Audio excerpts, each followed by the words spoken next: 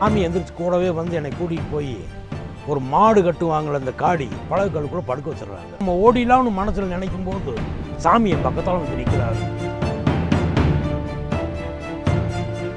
Chicken பிரியாணின்னு நல்லா விரும்பி சாப்பிடுவாருங்க. மீன் சாப்பிடுவார். மீன் குழம்பு வச்சு கொடுத்துருக்குறேன். நான் ஒரு 40-50 கிலோ மூட்டை வச்சுருப்பேன். அந்த மூட்டையை வந்து மரத்து மேலே என்னை ஏற சொல்லி சாமி அந்த மூட்டையை என்னை தூக்கி கொடுத்துருவாங்க. நான் தலையில் வச்சுட்டே அந்த மரம் ஏறுவேன். அல்வா வாங்கிட்டு வருவேன். என்ன தீன் பண்ணங்க எதுவும் வாங்கிட்டு வந்தாலும் எல்லாமே அதில் போட்டுருவோம். யாராலும் ஒரு ஆள் வந்து ஒரு செருப்பை மறந்துட்டு போயிட்டாலும் அதையும் தூக்கி அதில் போட்டுருவோம். சாமி இப்படி வைக்க சொல்கிறீங்களே என்ன சாமி அப்படின்னு ஒரு நாள் நான் மனசார கேட்டேன். அவர் என்ன சொன்னார்னா,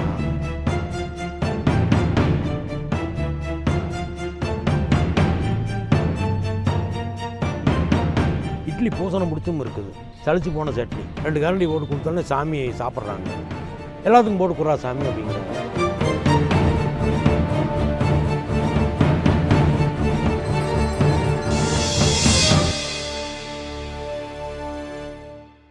சின்ன வயசுலேயே வந்து சாமிக்கு வந்து சின்னமாக இருந்துச்சு, அவங்க அம்மா இல்லை, அதனால் சாமி வந்து அவங்க அப்பா வந்து தண்ணி வெண்ணி போட்டுக்கிட்டு கூடிய ஆள். அவங்க சின்னம்மா வேச்ச கேட்டு சாமி அடிப்பாங்க உதைப்பாங்க அப்படின்னு சொல்லி இருக்கிறாங்க. சாமி வந்து சைக்கிளில் வந்து அங்கங்கே எல்லாம் இந்த சபரி முடி இந்த சாப்பாடுகள்லாம் போடுறதுக்கு உரி தூக்கி வைப்பாங்களே அந்த மாதிரி கயிறு திரிச்சு கொடுக்கறது, மாட்டுக்கு கயிறு திரிக்கிறது, இந்த மாதிரி வேலைகளை கயிறு விற்க இதெல்லாம் ஒரு ஊராக போய் வந்துட்டு இருந்துருக்குறாங்க. 2003 மாதம் 2வது மாதத்தில் ஏதோ போயிருக்கிறேன். சரியான முறையில் எனக்கு ஞாபகம் இல்லை. இப்போ சாமி என்னை பார்க்குறாரு. அவரும் நானும் ஒரே நிமிஷத்தில் என்னை அவர் மனசுக்குள்ளேருந்து பேசுகிறாரு, நானும் அவர் மனசுக்குள்ளேருந்து பேசுகிறேன். இன்னும் என்னுடைய குறைகளை நான் சொல்கிறேன் அவர்கிட்ட, சாமிகிட்ட. சாமி இந்த மாதிரி இருக்குது, என் குடும்ப சூழ்நிலை, என்னை காப்பாற்றுங்க செய்யுங்கன்னு கேட்குறேன். ஆனால் அவர் வந்து சாமி வந்து என்னுடைய இதை வாங்குகிற மாதிரி எனக்கு மனசு தெரியுது. சரி சாமின்னு கொஞ்ச நேரம் என்னை படுக்க வச்சுட்டு எழுப்பி விட்டு போயிட்டு வா சாமின்னு தாட்டிடுறாரு. மீண்டும் மறுமுறை வாரேன். அப்போ வரும்போது கிழக்க கொண்டு போய் உட்கார வச்சிடுறாங்க. மீண்டும் என்னை தாட்டி முடிக்கிடுறாங்க, போயிட்டு வாங்கன்னு சொல்லி. மறுபடியும் ஊருக்கு போயிடுறேன். 3வது முறை வரும்போது ஒரு 150 பேர் ஒரு 200 டிக்கெட் அந்த வேப்ப மரத்தில், இப்போ வேப்ப மரம் இருக்கக்கூடிய இடத்துல எல்லாம் உட்காந்துருக்காங்க. சாமியும் உட்காந்துருக்குறாங்க. ஒரு 2 செகண்டு முடிஞ்சோடனே என்னை சாமி நல்லா உத்து பார்த்தாங்க. உத்து பார்த்துட்டு எப்படின்னு கையழைச்சாங்க. அப்புறம் நான் எந்திரிச்சு நின்னேன். சாமி எந்திரிச்சு கூடவே வந்து என்னை கூட்டிகிட்டு போய் ஒரு மாடு கட்டுவாங்கள அந்த காடி 2 பக்கம் கல்லுக்கு போட்டிருக்கு, மாட்டுக்காடின்னு சொல்லுவாங்க. பழகுக்கல் போட்டிருக்கு. அந்த பழகுக்கல்லுக்குள்ளே படுக்க வச்சிடுறாங்க. வைக்கோல்லாம் அள்ளி போட்டு அந்த ஓட்டை இருக்குது கல்லில், அதில் கட்டிக்குவாங்க. அது மாட்டுக்காடின்னு சொல்லுவாங்க, கிராமப்புறத்தில் தெரியும். அடுத்த செகண்டே சாமிக்கு பயங்கரமான கோப நிலை ஆகி அந்த மண்ணாங்கட்டியெல்லாம் எடுத்து ஆளுக்கு மேலே வீசி, ஓடுங்களா இங்கே எங்கடா இருக்கிற செய்கிறேன்னு. இந்த 200 டிக்கெட்டு கொஞ்ச நேரத்தில் எல்லாம் காணாமல் போயிடுது. எல்லாத்தையும் கள்ள தூக்கி அடித்து குச்சியெல்லாம் எடுத்துகிட்டு போகிறாரு அடிக்கிறதுக்கு. எல்லாம் ஓடுறாங்க. ஐயோ என்ன எல்லாம் அப்படி செய்கிறாரே. நான் எந்திரிச்சு பார்த்துட்டு ஒந்திரிக்கு படுத்து பார்த்துட்டு இருக்கிறேன். அடுத்த செகண்ட் நம்ம ஓடிலாம்னு மனசில் நினைக்கும் போது சாமி என் பக்கத்தால் வந்து நிற்கிறாரு. எங்கடா ஓடலாம்னு பார்க்குறா, படுறா குப்புறா அப்படின்னு சொல்லி என்னை குப்புறப்படுக்க வச்சிடுறாங்க. துரத்தும் போது எனக்கு ஒரு நடுக்கமாகி பயமாகி எந்திரிச்சு நம்மளும் ஓடிலாங்கிற முடிவுக்கு வந்தேன். ஆனால் என்னை ஓட விடாமல் குப்புறப்படுன்னு சொல்லிட்டாங்க. குப்புறப்படுத்தோம்னா அந்த வண்டுகள் அது இது மொய்னு முக்கியதுனால குப்புறப்படுக்க முடியல. ஆனால் சாமி எந்திரிச்சு அடிச்சிருவாருங்கிற பயத்தில் அப்படியே இருக்கிறேன். கொஞ்ச நேரம் பொறுத்து பக்கத்தால் வந்து சாமி அப்படின்னு ரொம்ப பொறுமையாக கூப்பிட்டாங்க. எந்திரிச்சேன். இப்படியே படுத்துட்டு இருந்தேன். ஏன்னா என்ன மன்னவா திம்ப, எந்திரிச்சு சாமி வா அப்படின்னாரு. சாமி எங்கூட இருந்து வேலை வட்டி செய்கிறா சாமின்னாரு. நான் பயந்துட்டு நடுக்கத்தில் சரிங்க சாமி அப்படின்னேன். வா இந்த மூட்டை தூக்குன்னு சொல்லி ஒரு மூட்டை தூக்கி தலையில் வச்சு என்னை கிழக்க வேப்ப மரத்தில் கூட்டிகிட்டு போய் அந்த மூட்டையை இறக்கி வச்சு என்னை படுக்க வச்சுட்டாங்க. அன்னையிலேருந்து ஒரு 7 நாள் 8 நாள் 18 நாளாக நான் இங்கே சாமியோடவே இருந்துட்டேன். எங்கள் வீட்டில் என்னை தொலைவிட்டு வராங்க. கணக்கம்பட்டி போனோம்னு தெரியும், ஆனால் வரலையே செய்யலையே அப்படிங்கிற மாதிரி அவங்க தேட ஆரம்பிச்சுட்டு இங்கே வர்றதுக்காக போனெல்லாம் இப்போ இல்லை. அப்போ அவங்க அங்கேருந்து வர்றாங்க. சாமி என்ன பண்ணுறாங்க, காலையில் விடிய காலம் ஒரு 3-4 மணி போல் எழுப்பி மரத்தை சுற்ற வைக்கிறாங்க. எங்களையே விடிய சுற்றி விடிய காலம் 6-7 மணிக்கு மேலே எடுத்துகிட்டு தலையில் சுமந்துட்டு அப்படியே போயிட்டுருக்குறோம். எங்கே போகிறோம், இடும்பமலையை நோக்கி போயிட்டுருக்குறோம். மெயின் ரோட்டில் போகிறோம். ஆய்க்குடி ஆர்ச்சி பக்கம் வரோம். வரும்போது பஸ்ஸில் வரும்போது என் சம்சார் என்னை பார்த்துருது. டக்குன்னு அங்கனே பஸ்ஸை விட்டு இறங்கி நின்று வந்து என்னை பார்க்குது. என்ன இந்த மாதிரி மூட்டை தூக்கிட்டு போகிற, வந்து 18 நாள் ஆச்சு, யார் இவங்க, என்ன வர ஏது என்ன இப்படி பைத்தியகாரத்தனமாக இருக்கிற செய்கிறேன்னு என்னை கூப்பிட்டு கேட்குறாங்க.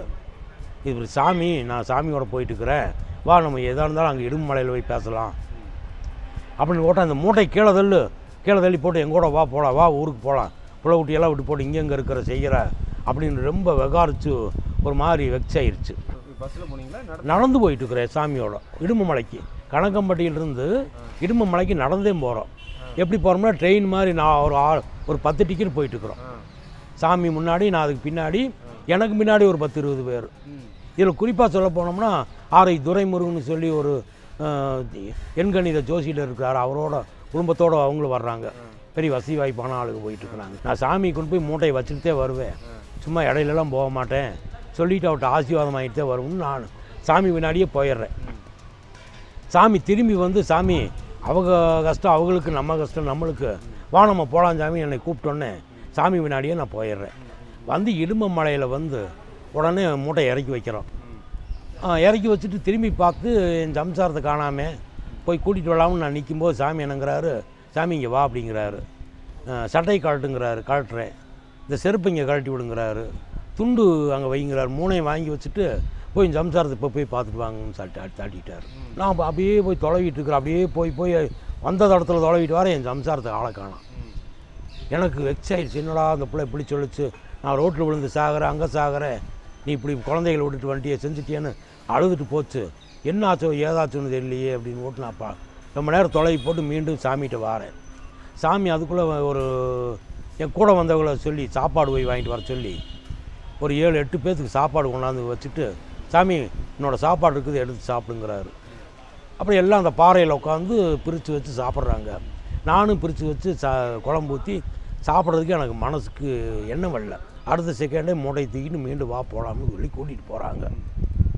அப்போ நம்ம கொண்டு போய் தோட்டத்தில் வச்சுட்டு நம்ம சொல்லிட்டு ஊருக்கு போகலாம், பார்க்கலாம் ஊருக்கு இருக்கு போயிடுச்சு என்னமோ எதுன்னா அப்புறம் போகிறோம். போகும்போது என் சம்சாரம் அந்த தோட்டத்துலேயே உட்காந்துருக்குது. அப்போல்லாம் அங்கே அக்கம் பக்கம் இருக்கிறவங்கெல்லாம் இவன் பைத்தியக்கார இவனோட சேர்ந்து சாமி வச்சுக்கிட்டாரு செஞ்சுட்டாரு, நீ கூட்டிகிட்டு போக மாறியுமான்னு அந்த பிள்ளைக்கு சொல்லி அங்கே ஊர்லேயும் 7:30 மணி விட்டுருக்குறாங்க, இங்கே 7:30 மணி தாண்டி விட்டாங்க. அப்புறம் சாமிகிட்ட போய் கேட்டால் உத்தரவே கொடுக்க மாட்டேங்கிறாரு. அங்கே போய் தொட்டு கும்பிட்டு போகலாம்னா அங்கே ஓடிடுறாரு, அங்கேருந்து அங்கே ஓடிடுறாரு. அப்புறம் சாமிகிட்ட வந்து, சாமின்னு அந்த மாதிரி இந்த மாரியம்மா வந்திருக்குது, கொண்டு போய் ஊரில் கொண்டு போய் விட்டுட்டு வரேன் சாமின்னு. அப்போ கொஞ்சம் தூரம் போனேன். அப்புறம் கூப்பிட்றாரு, சாமி இங்கே வா அப்படின்னாரு. போயிட்டு வந்துடுவே சாமின்னாரு. சாமி ஊரில் விட்டு வந்துடுவேன் சாமி அப்படின்னு. அப்புறம் ஊரில் கொண்டு போய் விட்டு 2 நாள் அங்கே என்னால் இருக்க முடிஞ்சிச்சு.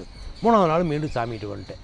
நான் சாமிக்கு வந்து அந்த மூட்டையை வந்து ஒரு 3-4 வருஷமாக அந்த தலைச்சமையாக இடுமலைக்கு, ஜக்கம்மா கோயிலுக்கு, பழனிக்கு இப்படி மாறி நாங்கள் சுமந்துட்டு 3 வருஷமாக என்னை தவிர வேறு யாரையும் சுமக்க விட மாட்டாருங்க அந்த மூட்டையை. அப்புறம் சாமி யார் என்னங்கிறது நான் நல்லா உணர்ந்துக்கிட்டு, சரி சாமியோடவே நம்ம இருந்து வேலை வெட்டி செய்யலாம்னு சொல்லி ஒரு 18 வருஷ காலமாக சாமி கூடவே இருந்தேன்.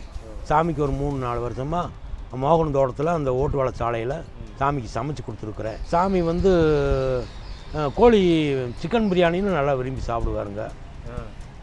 மீன் சாப்பிடுவார், மீன் குழம்பு வச்சு கொடுத்துருக்குறேன். நான் தொண்டியிலேருந்து கடல்லேருந்து மீன் வாங்கிட்டு வந்தே சமைச்சு கொடுத்துருக்குறேன்.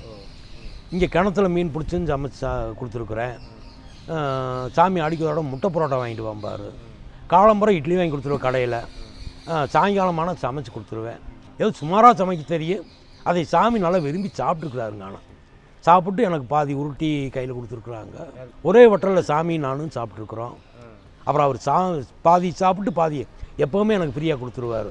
இதை பலமுறை நானே சாப்பிட்டு அப்புறம் யோசித்து பார்த்தேன், நம்ம மட்டும் சாமி சாப்பாடை சாப்பிடக்கூடாது, வர்ற மக்களுக்கும் கொடுக்கணும்னு சொல்லி நான் உள்ளே கொண்டு போய் மீண்டும் கொஞ்சம் சாப்பாடு அதில் போட்டு மீண்டும் கொஞ்சம் குழம்பு ஊற்றி கொஞ்சம் பிசைஞ்சு பெரிய பாத்திரத்தில் எடுத்துகிட்டு வந்து வெளியில் எல்லா மக்களுக்குமே கொஞ்சம் கொஞ்சம் பிரசாதமாக கொடுப்பேன். அப்போ அங்கே பழைய பக்தர்களுக்கு என்னை பற்றி எல்லாமே தெரியும். அவங்க என்னை அன்பாக வந்து, செல்வன் நல்ல பையன், நல்லா இருப்பான், நமக்கு பிரசாதம் கொடுப்பான். அவள் அதே மாதிரி ஃபோன் தொடர்பு அப்போ பெரும்பாலும் ஆர்ட்ட இல்லைங்க. எனக்கு ஃபோன் இருந்துச்சு. மதுரையிலேருந்து வக்கீல் ஒருத்தர் எனக்கு ஃபோன் வாங்கி கொடுத்துருந்தாரு. அப்போ அவங்க கூப்பிட்டுக்குவாங்க, ரிலையன்ஸ் ஃபோனு. அப்போ சாமி ஜக்கம்மா கோயில் இருக்கிறாரா, மோகன் தோட்டத்தில் இருக்கிறாரா, இடுமலையில் இருக்கிறாரா, இப்படி சுழுவுக்கு மாறிடுவார் சாமி. அதே தோட்டத்துக்குள்ளே வேறு மரத்துக்கு போயிடுவாங்க. அப்போ அவங்க வந்து எனக்கு ஃபோன் மூலிமா கேட்டாங்கன்னா நான் பதில் சொல்லிடுவேன். அப்போ வர்றவங்கள்ட்ட எனக்கு சாப்பாடு போக்குவரத்து, சாமி வரும்போது ஏதாவது பரோட்டா கரெக்டாக வாங்கிட்டு வாங்க, சாப்பிடு பசிக்குது, சாமிக்கு ஏதாவது டீ வாங்கிட்டு வாங்க அப்படிம்போம். அப்புறம் அது மாதிரி செய்வாங்க. அப்புறம் அன்னதானம் போடும்போது கல்லுகளாக எடுத்து பரட்ட சொல்லுவார். என்னைத்தான் பிள்ளையார் சொல்லி போட்டு சொல்லுவாங்க, இங்கே வா இந்த கல்லை தூக்கி அங்கே போடும்பார், 2 கல் சமைப்பேன். 4 நாள் அவங்களே இவங்களையும் கூப்பிட்டு சமந்துக்கலாம், அப்புறம் வயிறு வாய்க்கு மிளகா காரம் சாப்பிடணுமில்ல அப்படிம்பாங்க. ஆமாஞ்சாமி அப்படின்னு. அப்புறம் நீ வா நான் வந்தோம்னா ஒரு லோடு கல்லை இங்கேருந்து அங்கே கொண்டு போய் சமந்து போட வேண்டியது வந்துடுங்க. அப்புறம் அங்கேருந்து மீண்டும் இங்கே சமைக்க வேண்டியது வரும். சமக்க சாமி என்னம்பார். ஆமாம், இப்போ இங்கே இருக்கிற திசை வந்து ஒரு 100 கிலோ 100 அடிக்கு அந்த பக்கத்தில் கொண்டு போய் போட சொல்லிடுவார். அப்புறம் அவன் இங்கே போட வேண்டாம்ட்டான்டா சாமி, மீண்டும் அந்த இருந்த இடத்துலேயே போட சொல்கிறா அப்படின்ட்டுவார். இந்த வேலையெல்லாம் முடிஞ்சதுக்கு அப்புறம் அங்கேருந்து மீண்டும் அதே இடத்துக்கு கொண்டு வர வேண்டியது வந்துடும். அப்போ இந்த இடையில வேலை செய்யும்போது சாமி ஏதோ ஒரு கணக்கில் வர்றவங்களுக்கு ஒரு வேலையை கொடுத்து அவங்க வேலையை பார்த்துட்டு இருக்கும்போது அவங்களுக்கு சாமி குறுக்க மறுக்க போய் அவங்களுக்கு ஏதோ ஒரு அருள் செய்கிறாரு. அது என்ன செய்கிறாரு என்ன பண்ணுறாருன்னு தெரியல. ஒருத்தரை மாற்றி சாமி இதை செய்யி, சாமி அதை பண்ணு, சாமி இப்படி குமிஞ்சு நிமிந்து இதை பண்ணு செய்யி அப்படிங்கும்போது அவங்க உடம்பு வந்து ஒரு ஆரோக்கியமாக இருக்குது. இப்போ நாங்களே அந்த கல்லுகளை அள்ளி போட்டு செய்யும்போது பசி நல்ல முறையாக ஆகுது, எங்களுக்கு உடல் நல்லா ஆரோக்கியமாக இருக்குது செய்யுது. சும்மா இருந்தால் சோம்பேறித்தனமாக இருந்தோம்னா உடல் வலியாக ஏற்படுது. சாமி ஆனால் ஏதோ பண்ணுறாங்க, என்ன செய்கிறாரு என்ன பண்ணுறாருன்னு தெரியாதுங்க. பெரிய பட்டி கிளப்பரட்ட சொல்லுவாங்க. அந்த வேப்ப மரத்தில் கிட்டத்தட்ட ஒரு 10,000 தடவைக்கு மேலே நான் மேலே ஏறி இறங்கியிருக்கிறேன். அந்த தலையில் மூட்டை ஒன்று இருக்குதுங்க, ஒரு 40-50 கிலோ மூட்டை வச்சுருப்பேன். அந்த மூட்டையை வந்து மரத்து மேலே என்னை ஏற சொல்லி சாமி அந்த மூட்டையை என்னை தூக்கி கொடுத்துருவாங்க. நான் தலையில் வச்சுட்டே அந்த மரம் ஏறுவேன். அந்த வேப்ப மரம் மேலே கொண்டு போய் அந்த கவட்டை மாதிரி இருக்குது, 3 கவட்டை, அதில் கொண்டு போய் அந்த கவரில் வச்சுருவேன். வச்சு போட்டு இறங்கடா சாமின்ட்டுருவார். இறங்கிட்டு போய் நீ வயிறு வாய்க்கு அதை சாப்பிட்டு வாடான்னு என்னை தாட்டிடுவார். 6 மணிக்கு தான் வைப்போம், 6 மணி 7 மணிங்கிறோது வச்சுருவோம். அதுக்கப்புறம் போய் சாப்பிட்டு ஈவினிங் 6 மணிக்கு. ஆமாம், ஈவினிங் தான். பொழுதுக்கு எங்கெங்கேயோ சுற்றுவோம், எங்கே போகிறோம் எங்கே வரோம்னு சொல்ல முடியாது. ஆனால் ஈவினிங் 6 மணி ஆனால் அந்த மோகன் தோட்டத்துக்கு அந்த வேப்ப மரத்துக்கு வந்துடுவோம். மேலே கொண்டு போய் அந்த மூட்டையை வச்சுருவோம். அந்த மூட்டையில் என்ன இருக்குது?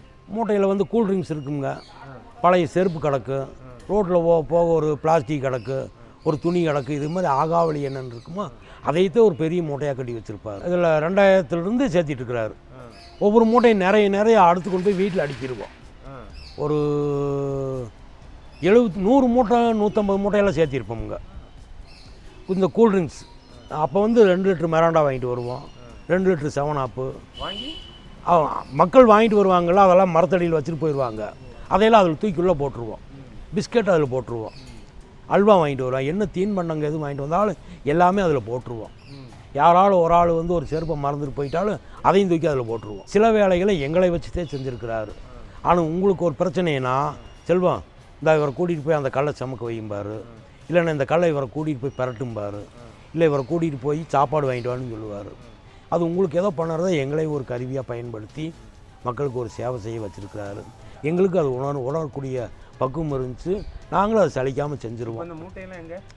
மூட்டையெல்லாம் வீட்டில் கொண்டு போய் அடிக்கல சாமி, அவங்க சாமி வீடு இருந்துச்சுங்களேன், அங்கே கொண்டு போய் அந்த மூட்டையெல்லாம் வந்து ஒரு 2-3 லோடு சக்கம்மா கோயிலுக்குமே வீட்டுக்குமே அதை சுமந்துருக்குறோம். அந்த மூட்டையை இங்கேருந்து அங்கே கொண்டு போய் அடுக்கியிருக்கிறோம், அங்கேருந்து இங்கே கொண்டு வந்திருக்கிறோம். கடைசி ஆகும்போது அவங்க வீட்டில் அடுக்கி வச்சுட்டோம்.